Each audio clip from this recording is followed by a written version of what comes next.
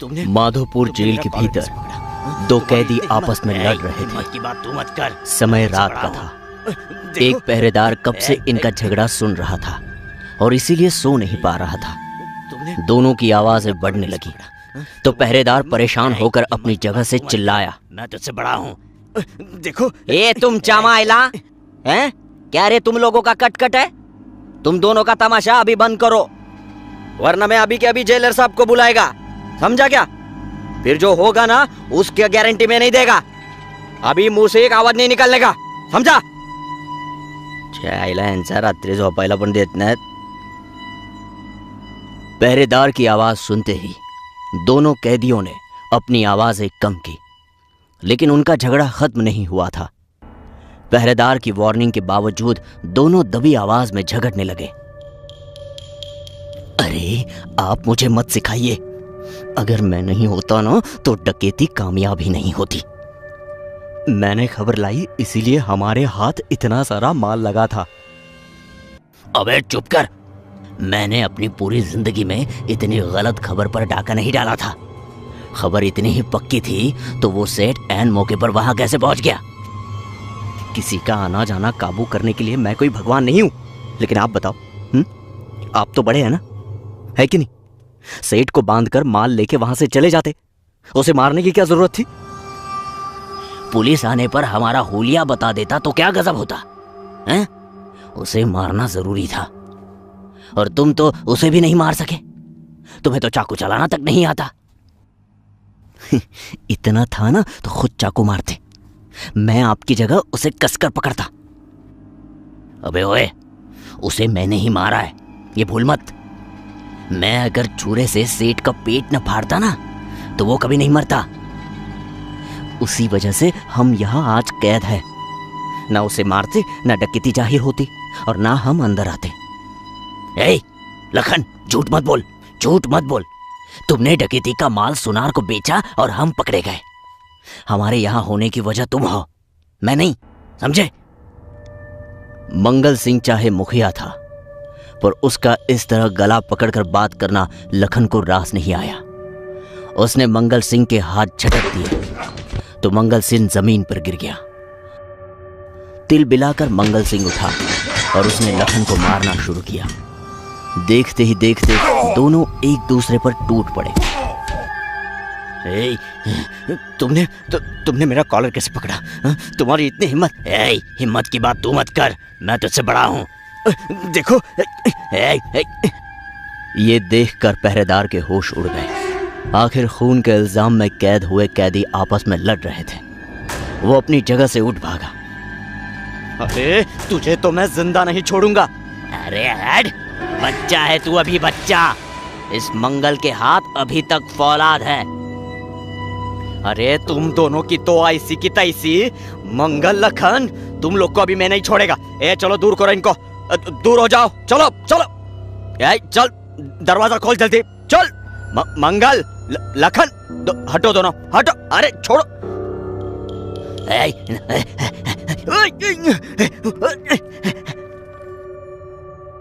पहरेदार ने दरवाजा खोला और दोनों लखन और मंगल सिंह को दूर करने लगे, लेकिन दोनों के सिर पर खून सवार था। दोनों मानो एक दूसरे की जान लेना चाहते थे। बड़ी मुश्किल से जेलर दोनों को अलग कर पाया। कन्हैया, वो नीचे वाली कोठरी खोल दे, डाल दे इस मंगल को वहां। 3 दिन अंधेरे में रहेगा ना, हाथ पांव हिला नहीं पाएगा ना, तब अकल आएगी ठिकाने इसकी। अरे साहब, मुझे किस लिए?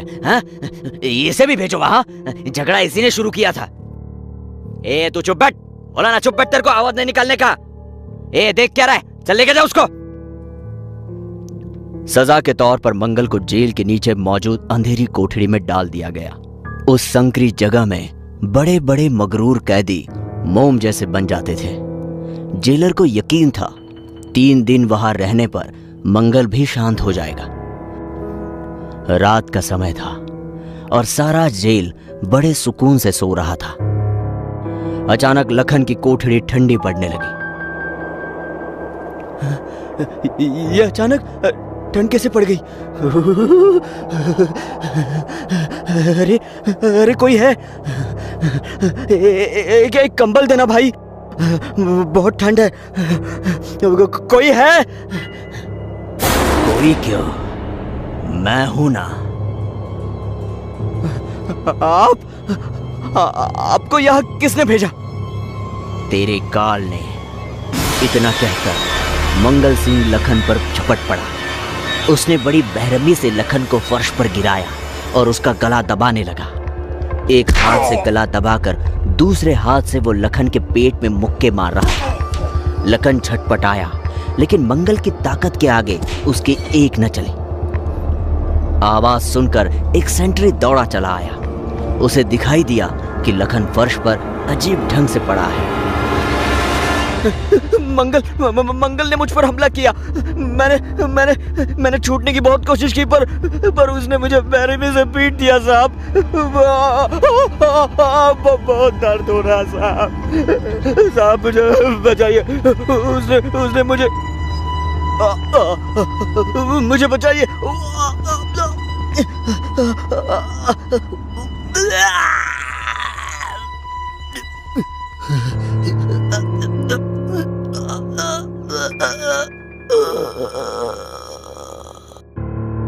लखन को बड़ी सावधानी और चुपके से जेल के आहत में दफनाया गया।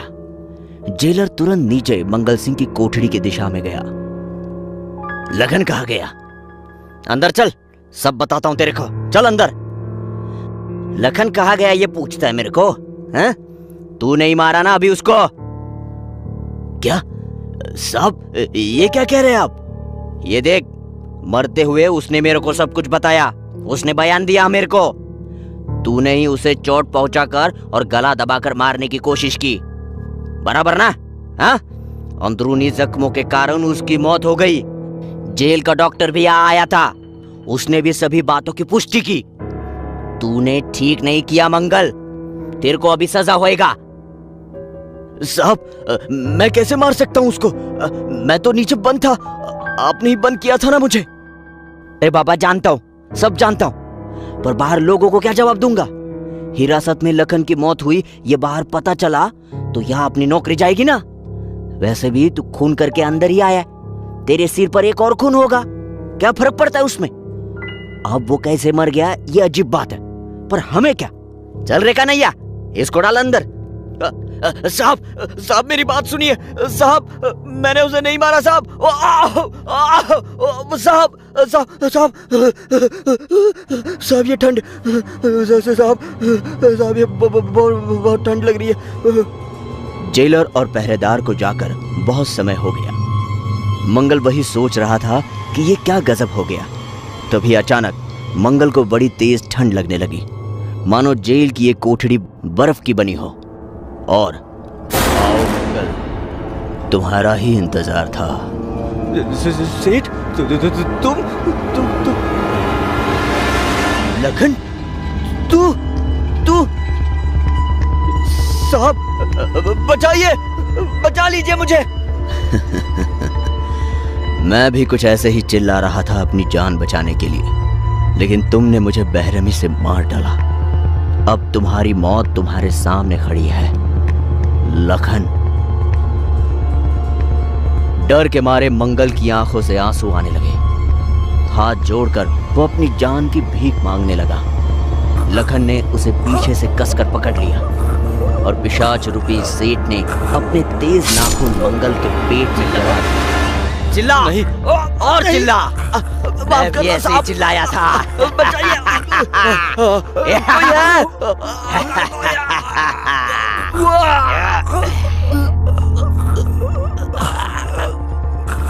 धीरे धीरे करके पिशाच अपने नाखूनों से मंगल का पेट फाड़ता रहा। मंगल अचेतन होने तक मंगल की आंखों में मरते समय बस खौफ था।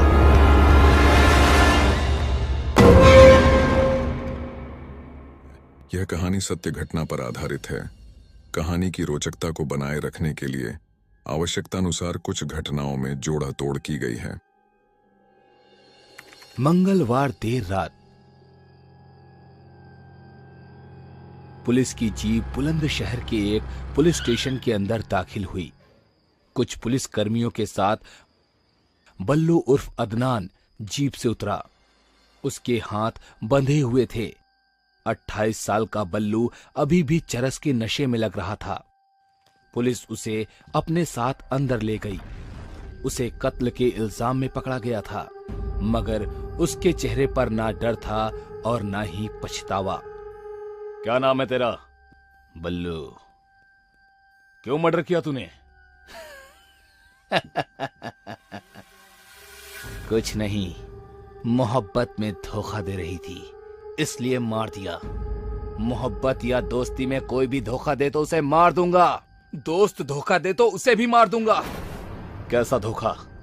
पिछले 2.5 साल से मेरी कमाई खा रही थी, उसके बाद वो किसी और से प्यार करने लगी थी। किससे सीखा है ये सब? इस सवाल पर वो हत्यारा हंसते हुए बोला, बल्लू, खलनायक पिक्चर, उस हीरो का फैन हूं सर मैं। उसके काले दांत और बेखौफ अंदाज से पता लग रहा था कि वो मानसिक तौर पर बीमार था। खैर, इस तरह के अपराध से पुलिस का अक्सर सामना होता रहता है, मगर इस अपराध से खतरनाक था बल्लू नाम के इस साइको किलर की मानसिकता। उसे इस अपराध का ना तो पछतावा था और ना ही शर्म। पुलिस के साथ साथ इस सभ्य समाज के सामने भी बल्लू एक काले धब्बे जैसा सवाल बनकर उभर आया था। वारदात बल्लू के गिरफ्तार होने के कई घंटे पहले हुई थी। 11 जून 2024, दिन मंगलवार, शाम के तकरीबन 5:15 बजे बुलंदशहर के एक कब्रिस्तान में लगभग 28 साल का बल्लू अपनी शादीशुदा गर्लफ्रेंड आसमा के साथ पहुंचा। दोनों बात करने के लिए अक्सर यही जगह चुनते थे। आसमा उसके अलावा किससे बात करती थी? वो उसे धोखा क्यों दे रही थी? या वो अपने पति को छोड़कर उसके साथ क्यों नहीं रहने आती? कई सारे सवाल थे बल्लू के, जिस पर आसमा ज्यादातर सवालों पर खामोश हो गई थी। वो बार बार एक ही बात दोहरा रही थी, वो उसके साथ नहीं रहना चाहती। वो अपने 2 बच्चों और पति को नहीं छोड़ सकती। बेहतर होगा वो अब उसका पीछा छोड़ दे। मगर ये सारी बातें आसमा को बहुत पहले सोचनी चाहिए थी। बल्लू नशे में था और उसे उसके सवालों के मनपसंद जवाब नहीं मिल रहे थे। चरस के नशे में बौखलाए बल्लू ने अपनी कमर में छिपे हुए एक खंजर को बाहर निकाला और बोला, इसका मतलब तू मुझे धोखा देना चाहती है? धोखेबाजी का तो एक ही अंजाम है और वो है मौत। आसमा जब तक कुछ समझ पाती, बल्लू ने तेज धार चाकू उसके गले पर फेर दिया। आसमा के गले से खून का फौहारा फूट पड़ा, जिसके कुछ छींटे बल्लू के चेहरे पर पड़े। बल्लू एक सन की वहसी दरिंदा बन चुका था। उस नजारे को आसपास खड़े लोग सिर्फ तमाशा बीन बनकर देख रहे थे। दुबला पतला और चरस के नशे में धुत बल्लू को पकड़ने की हिम्मत किसी में ना थी। लोगों की बढ़ती भीड़ देखकर बल्लू वहां से फरार हो गया। उस भीड़ में से किसी ने पुलिस को फोन कर दिया और कुछ ही देर में मौकाए वारदात पर पुलिस पहुंच चुकी थी। लोग आसमा की लाश को घेर कर खड़े थे। घटना लोकल थी तो लोग बल्लू और आसमा को पहचानते थे। पुलिस ने वहां मौजूद एविडेंस कलेक्ट करके बॉडी को पोस्टमार्टम के लिए भेज दिया। फिर लोगों के जरिए उन्हें बल्लू और आसमा के घर का पता मिल गया। पुलिस ने बिना देरी किए सीधे बल्लू के घर पर छापा मारा। उधर बल्लू नहा धोकर कपड़े बदलने के बाद अपनी गली में ही टहल रहा था। उसे पुलिस का कोई खौफ नहीं था। पुलिस ने उसे उसके घर से गिरफ्तार किया, जहां उसने बड़ी शान से पुलिस के सामने अपना जुर्म कबूल कर लिया। उधर कुछ लोकल रिपोर्टर्स आसमा के मोहल्ले में थे। बल्लू और आसमा की असल कहानी कवर करने की कोशिश कर रहे थे। लोगों से पूछताछ के दौरान रिपोर्टर्स को पता लगा कि बल्लू एक नशेड़ी शख्स था। उसने खुद 2 शादियां की थी और अपनी दोनों बीवियों को छोड़ चुका था। बल्लू और आसमा के रिश्ते के बारे में सभी को पता था। वो आए दिन नशा करके आसमा से मिलने आया करता था। दोनों अक्सर बाजार या उस कब्रिस्तान के आसपास घूमते नजर आते थे। बल्लू और आसमा दोनों पहले से ही शादीशुदा थे, मगर शायद अपने रिश्ते से खुश नहीं थे।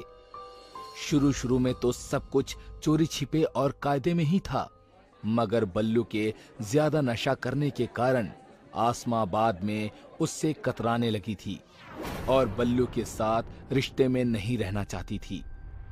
अब बल्लू आए दिन यहाँ यानी उसके घर आकर हंगामा करने लगा। फिर आज उसके दिमाग में ना जाने कैसा ख्याल आया, उसने आसमा का मर्डर कर दिया। मोहल्ले वालों को जितना पता था वो उसे अपने हिसाब से बता रहे थे, मगर बल्लू जो कि साइको किलर बन चुका था, असली सच या तो उसे पता था या फिर आसमा जो कि उसके पागलपन का शिकार हो चुकी थी। मगर अभी कुछ और भी लोग थे जिन्हें इस घटना का दूसरा पहलू भी मालूम था। मुजरिम पुलिस की गिरफ्त में था, जिसने अपना जुर्म कबूल कर लिया था, मगर पुलिस के सामने अभी भी सबसे बड़ा सवाल ये था कि बल्लू ने आखिर इतना खतरनाक कदम कैसे और क्यों उठाया। बल्लू पुलिस की कस्टडी में था, जहां उससे पूछताछ जारी थी, और उधर पुलिस की एक टीम आसमा के घर पहुंच चुकी थी इस मामले की तह से तहकीकात करने। एक छोटा 2 कमरे का मकान जहां आसमा, उसके 2 बच्चे और उसका पति रहता था। पुलिस इस पूरी घटना को आसमा के पति के नजरिए से समझना चाहती थी। सीधा साधा और कम बोलने वाला आसमा का पति दुबला पतला छोटे कद का सांवला सा शख्स था। पुलिस ने उससे पूछताछ शुरू की। तुम्हारी और आसमा की शादी को कितना वक्त हो गया? यही कोई 4 साल हुए होंगे साहब। तुम्हारी पत्नी और बल्लू की प्रेम कहानी कहां से शुरू हुई? कुछ देर तक आसमा का पति खामोश रहा। फिर उसने बताया कि उसकी और आसमा की शादी के बाद उन दोनों ने रहने के लिए एक घर किराए पर लिया। उसी घर के बगल बल्लू उर्फ अदनान अपनी दूसरी बीवी के साथ रहता था। अपनी पहली बीवी को वो पहले ही छोड़ चुका था। पड़ोसी होने के कारण अपनी जान पहचान हो गई थी। आसमा अक्सर उसके घर जाया करती थी। बल्लू और उसकी बीवी भी उसके घर आते थे। धीरे धीरे वक्त के साथ मोहल्ले भर में ये खबर फैलने लगी कि मेरी बीवी आसमा और बल्लू के बीच में कुछ है। शुरू में तो मैंने इन सारी बातों पर ध्यान नहीं दिया, लेकिन जब मैंने कई बार अपनी बीवी को बल्लू के साथ बाहर घूमते देखा तो मैंने आसमा से इस बारे में पूछा, जिस पर हम दोनों में काफी झगड़ा हुआ। मैं मजदूरी करने वाला आदमी था तो आसमा और बल्लू पर कब तक नजर रखता। दोनों के बीच संबंध थे और मुझे इस बारे में पता भी था, लेकिन मैं जब भी इसका विरोध करने की कोशिश करता तो बल्लू मुझसे झगड़ा करता और जान से मारने की धमकी देता। मैंने आसमा को भी समझाने की कोशिश की, मगर वो भी मेरी बात सुनने को तैयार नहीं थी। बल्लू ने उसे मोबाइल दिया था और पैसे भी देता था। ये भी एक वजह थी दोनों के रिश्ते की। आखिरकार इन सारी बातों से तंग आकर मैंने वो पुराना घर छोड़ दिया। आसमा और 2 बच्चों के साथ दूसरे मोहल्ले में रहने लगा, मगर बल्लू ने वहां भी हमारा पीछा नहीं छोड़ा। आए दिन नशे की हालत में आता, आसमा से झगड़ता और मुझे भी जान से मारने की धमकी देता। आखिरकार आसमा भी इन सारी बातों से तंग आ गई थी और बल्लू से पीछा छुड़ाना चाहती थी। मंगलवार के दिन आसमा इस बात का फैसला उसकी माँ से करने उसके घर के लिए निकली और उसके साथ बल्लू भी था। अब आगे की कहानी में क्या हुआ वो तो आप सबको पता है। आसमा के पति का बयान पुलिस ने दर्ज कर लिया था और पुलिस को सारी कहानी भी समझ आ गई थी, मगर सवाल अभी भी यही था कि ऐसी मानसिकता लोगों में आखिर कहां से पनप रही थी। प्यार खतरनाक हो सकता है, विशेषकर जब यह हिंसा और धमकियों में बदल जाए। अगर कोई महिला इस स्थिति का सामना कर रही है तो उसे तुरंत मदद लेनी चाहिए। किसी के प्रेम को जबरन प्राप्त करने का प्रयास करना न केवल गलत है, बल्कि यह महिला की सुरक्षा और स्वतंत्रता के लिए भी खतरा है। आज मेरी जान गए, कल आपकी भी जा सकती है। दोस्तों, असल जिंदगी की ये कहानी आपको कैसी लगी हमें कमेंट करके जरूर बताएं। हमारी वीडियो को लाइक करें, शेयर करें और ऐसी ही कहानियों के लिए हमारे चैनल को सब्सक्राइब करें।